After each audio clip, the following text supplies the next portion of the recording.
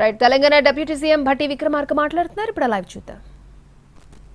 సమాచారాన్ని చేరవేయటం కోసం ఒక పత్రిక కావాలని చెప్పి ఆలోచన చేసి జవహర్లాల్ నెహ్రూ గారు మొదలుపెట్టినటువంటి నేషనల్ హెరాల్డ్ పత్రిక ఈ దేశ స్వాతంత్రం కోసం పెట్టినటువంటి పత్రిక.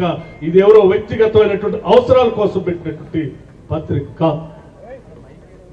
డబ్బులు రూపాయి పోగేసి ఆనాడు బ్రిటిష్ వాళ్ళకు వ్యతిరేకంగా ఈ దేశంలో నలుమూలలా కూడా భారతదేశ స్వతంత్ర సంగ్రామం యొక్క ఆలోచనల్ని ప్రతి ఊరికి చేర్చడం కోసం పెట్టినటువంటి ఆ పత్రిక బ్రిటిష్ వాళ్ళకి భయపడకుండా ఆనాటి నాయకత్వ సందేశాన్ని దేశవ్యాప్తంగా పంపించినటువంటి పత్రిక. ఆ పత్రికే నేషనల్ హెరాల్డ్ పత్రిక.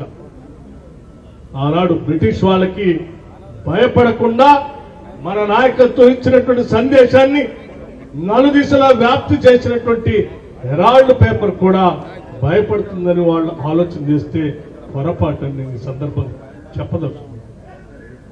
మీరు గాంధీ కుటుంబం కానీ కాంగ్రెస్ పార్టీ కానీ నేషనల్ హెరాల్డ్ పేపర్ కానీ ఈ మూడు కూడా ఈ దేశ స్వాతంత్రం కోసమే పెద్ద ఎత్తున తప్పించి మరఫిరంగులు వాడినటువంటి బ్రిటిష్ వాళ్ళని ఈ దేశం నుంచి బయటికి పంపించి ఈ దేశానికి సర్వసత్తాక స్వతంత్ర భారతదేశాన్ని ఏర్పాటు చేసినటువంటి ఈ మూడు వ్యవస్థల్ని ఈరోజు భయపెట్టాలని మీరు ప్రయత్నం చేస్తే ఈ భయపడే మరి ఎవరు భయపడతా ఉన్నారు?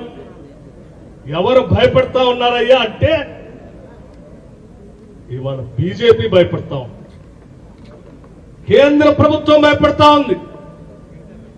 అటు రాహుల్ గాంధీ గారు కానీ లేకపోతే అఖిల భారత కాంగ్రెస్ కమిటీ కానీ లేకపోతే ఆనాటి స్వాతంత్ర సంగ్రామ చరిత్రను దేశం మొత్తం వివరించినటువంటి నేషనల్ హెరాల్డ్ పేపర్ ఈరోజు వీళ్ళిద్దరి సందేశాన్ని దేశవ్యాప్తంగా చేరిస్తే మన బతుకులలో మనం ఈ దేశంలో పుట్టగతులు ఉండవని చెప్పి ఈరోజు భారతీయ జనతా పార్టీ భయపడి ఇటువంటి తప్పుడు కేసులు పెట్టి కొడతూలు ఊపటం కోసం ప్రయత్నం చేస్తా ఉంది. నేను ఒక్కటే చెప్పదలుచుకున్నా, ఉడతూపులకి భయపడేటువంటి పరిస్థితుల్లో ఈరోజు కాంగ్రెస్ పార్టీ లేదని చెప్పటం కోసమే ఇక్కడ ఈ సమావేశాన్ని ఏర్పాటు చేసుకున్నాం. మిత్రులారా, ఒక్కసారి ఆలోచించే ఒక నేషనల్ హెరాల్డ్ పేపర్ ఈ దేశంలో ఉన్న సమస్త జర్నలిస్టులందరూ కూడా ఆలోచన చేయాలి. ఈ దేశం కోసం పెట్టినటువంటి పత్రికలో పనిచేస్తున్నటువంటి వేలాది మంది జర్నలిస్టులకి స్వాతంత్రం వచ్చిన తర్వాత అందులో పనిచేసేటువంటి వాళ్ళకి జీతాలు ఇవ్వలేనటువంటి పరిస్థితిలో ఆ పత్రిక ఉంటే అందులో పనిచేసే వాళ్ళని కాపాడటం కోసం, అందులో పనిచేసే వాళ్ళకి జీతాలు ఇవ్వటం కోసం, లేదా ఆ పత్రిక నడుపుతున్నటువంటి కార్యాలయాలు కరెంటు బిల్లులు కట్టలేని పరిస్థితిలో ఉంటే ఆ కార్యాలయాలు నడపటం కోసం, ఇది దేశం కోసం పనిచేసినటువంటి పత్రిక, దీన్ని కాపాడాలి.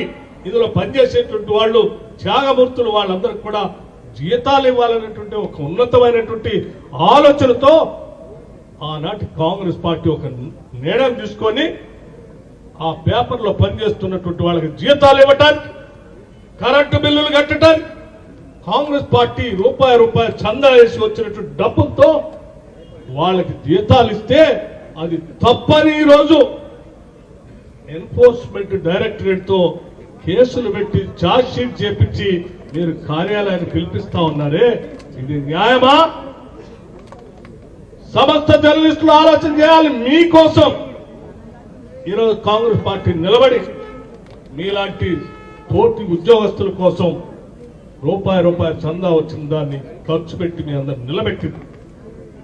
తప్పుడు కార్యక్రమం చేస్తున్నటువంటి భారతీయ జనతా పార్టీ సంబంధించిన కేంద్ర ప్రభుత్వ నిర్ణయాలు ప్రతి జర్నలిస్టు ఈరోజు ఎండగట్టాల్సినటువంటి అవసరం ఉందని ఈ సందర్భంగా మీ అందరికీ విజ్ఞప్తి చేస్తున్నాను.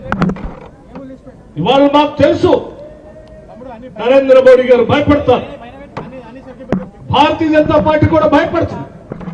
ఎందుకనంటే నిన్నగాక మొన్న గుజరాత్ రాష్ట్రంలో అఖిల భారత కాంగ్రెస్ కమిటీ ప్లీనరీ సమావేశంలో స్పష్టంగా 2-3 అంశాలు విధానపరమైన నిర్ణయాల్ని రాహుల్ గాంధీ గారు, మల్లికార్జున ఖర్గే గారు ప్రకటించారు.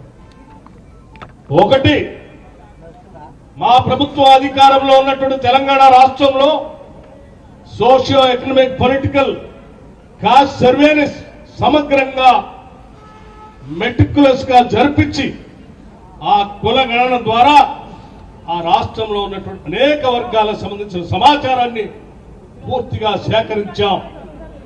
ఆ సేకరణ ద్వారా ఆ రాష్ట్రంలో 56% బీసీలు ఉన్నారని మిగతా వర్గాల వాళ్ళ లెక్కలతో సహా చెప్పాం. ఎవరి దగ్గర ఏ ఆస్తులు ఉన్నాయి, ఎవరి దగ్గర ఏ వనరులు పోతా ఉన్నాయి, ఏ వనరులు ఎవరికి పంచాలనేటువంటి ఆలోచన ఆ లెక్కల ద్వారా స్పష్టంగా సమగ్రమైన ప్రణాళికతో ఆ రాష్ట్రంలో అమలు చేయబోతున్నాం. ఇదే కార్యక్రమాన్ని దేశవ్యాప్తంగా చేయాలని చెప్పి అఖిల భారత కాంగ్రెస్ కమిటీ కార్యక్రమంలో ఆయన ఇచ్చినటువంటి పిలుపుకి ఈ రోజు మీరు భయపడ్డారు.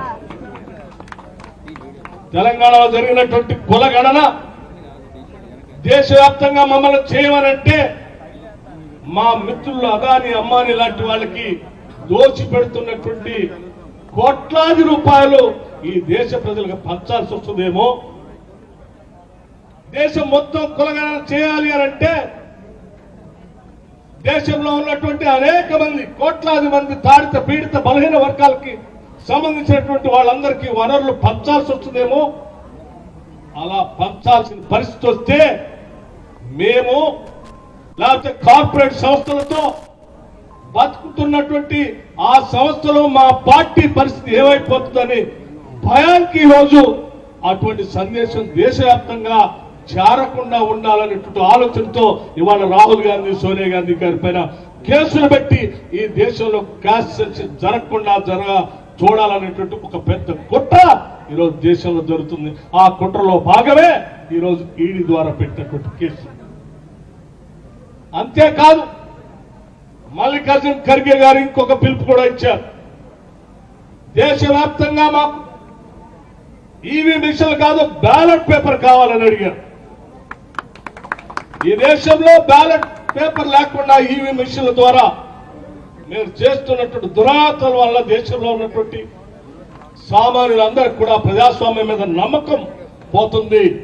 నమ్మకం కలిగించాల్సిన బాధ్యత ఈ ప్రజాస్వామ్య దేశంగా మనందరి పైన ఉంది. కాబట్టి తిరిగి పేపర్ బ్యాలెట్ తీసుకోండి అని పిలిపించారు.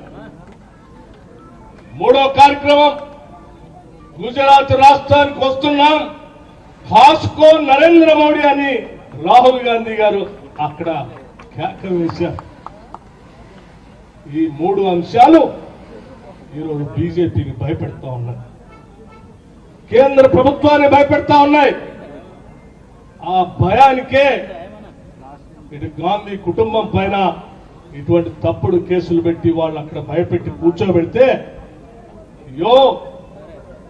దేశంలో ఎంతో త్యాగాలు చేసి అనేక మంది ప్రధానమంత్రులుగా చేసి అతిపెద్ద కుటుంబంగా పేరుగాంచినటువంటి ఆ కుటుంబాన్నే జైల్లో పెట్టడం కోసం, కేసులు పెట్టడం కోసం ప్రయత్నం చేస్తా ఉంటే మనమెంత అని చెప్పి ప్రతివాడు భయపడాలనేటువంటి ఆలోచనతో మీరు చేసిన కుట్ర తప్ప ఇందులో ఏమీ లేదనేటువంటి విషయం ఈ దేశంలో ఉన్న అందరికీ తెలుసు, విఘ్నులందరికీ తెలుసు, లాయర్లకు తెలుసు, న్యాయస్థానాలకు తెలుసు, ప్రజాస్వామ్యవాదులకి తెలుసు. అందుకే ఈరోజు దేశవ్యాప్తంగా ఒక పిలుపిస్తే కోట్లాది మంది ప్రజలు బయటకు వచ్చి ఈరోజు గాంధీ కుటుంబానికి, కాంగ్రెస్ పార్టీకి మద్దతు తెలుపుతూ ఈ రకంగా ఎండనక కూడా లెక్క చేయకుండా గంటల తరబడి కూర్చొని నిరసన తెలియజెప్పే కార్యక్రమం చేస్తా ఉన్నాం. దీనితోనే మా పెద్దలందరూ చెప్పినట్టు రాబోయేటువంటి సాధారణ ఎన్నికల్లో, పార్లమెంట్ ఎన్నికల్లో కాంగ్రెస్ పార్టీ యొక్క సత్తా ఏంటో చూపిస్తాం. ఈ దేశ ప్రజాస్వామ్యవాదులంతా కూడా ఈ దేశంలో ప్రజాస్వామ్యాన్ని కాపాడుకోవటం కోసం భారతీయ జనతా పార్టీని పక్కన పెట్టి అఖిల భారత కాంగ్రెస్ కమిటీని అత్యధిక మెజార్టీతో గెలిపించుకుంటాం. ఇటువంటి తప్పుడు కేసులు పెట్టేటువంటి సంస్థల్ని, వ్యవస్థల్ని అన్నింటినీ కూడా కట్టడి చేసి ప్రజాస్వామ్యం కోసం పనిచేసేటువంటి వ్యవస్థలుగా మారుస్తామని కూడా ఈ సందర్భంగా మనవి చేస్తూ మీరందరికీ ఒకటే విజ్ఞప్తి చేస్తా ఉన్నాం. ఆనాడు ఈ దేశం కోసం కాంగ్రెస్ పార్టీ ఏ రకంగా అయితే నిలబడిందో, ఆనాడు గాంధీ కుటుంబం యావత్తు కూడా ఈ దేశం కోసం త్యాగాలు ఏ రకంగా చేసిందో మనమందరం గమనంలో తీసుకొని ఈ దేశం కోసం, కాంగ్రెస్ పార్టీ కోసం, గాంధీ కుటుంబం కోసం నిలబడదామని చెప్పి అందరికీ నేను సవినయంగా మనవి చేయటం ఒకటే కాదు, మనందరం ఏకకంఠంతో కాంగ్రెస్ పార్టీ పక్షాన నిలబడతాం. రాహుల్ గాంధీ గారు మీరు పోరాటం చేయండి, మీ వెనక మేమందరం ఉన్నాం. కాదు, కోట్లాది మంది ప్రజానికం మీ వెనక ఉన్నారన్నటువంటి సందేశం ఇవ్వటం కోసమే ఈ రోజు ఈ సమావేశం పెట్టాం తప్ప భయపడో కాదు, లేకపోతే ఈ కేసుతో ఏదో అవుతుందనో కాదనేది మాత్రం చాలా స్పష్టంగా చెప్తూ ముగిస్తా ఉన్నాను. ఇప్పుడు మెట్టు సాయి కుమార్ గారు వందన సమర్పణ చేస్తారు. అంతకుముందు స్లోగన్స్ మా ఇన్ఛార్జ్ సెక్రటరీ గారు స్లోగన్స్.